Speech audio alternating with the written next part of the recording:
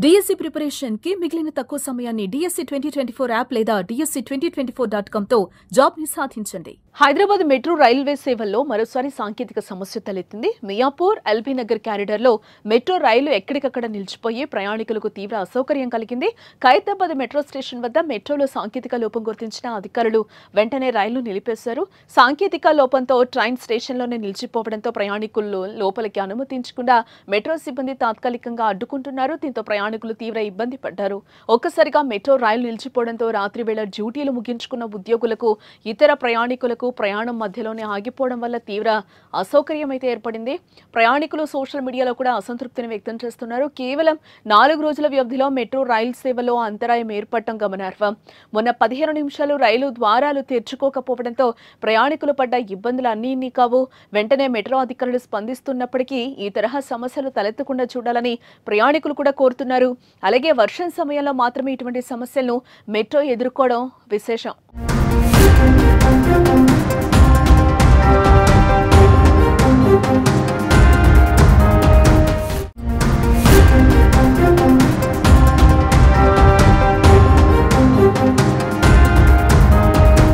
ఇక మరోపక్క మెట్రో రైలు ఛార్జీలు పెంచే అవకాశాలపై తాజాగా సంకేతాలు కూడా వెలువడ్డాయి. మెట్రో వర్గాల సమాచారం ప్రకారం మే 2వ వారంలో సవరించిన టికెట్ రేట్లు అమల్లోకి వచ్చే అవకాశం ఉన్నట్లుగా కూడా మనకు కనిపిస్తుంది. ప్రస్తుతం L&T గ్రూప్ చైర్మన్ అమెరికా పర్యటనలో ఉన్నారు. ఆయన భారత్ కు చేరిన తర్వాతనే ఛార్జీల పెంపుపై తుది నిర్ణయం తీసుకునే అవకాశం ఉన్నట్లుగా సమాచారం. L&T హైదరాబాద్ మెట్రో సంస్థ ఈ టారిఫ్ సవరణలతో వార్షికంగా అదనంగా 150 కోట్ల వరకు ఆదాయం పొందాలన్న లక్ష్యంతో ముందుకు సాగుతోంది.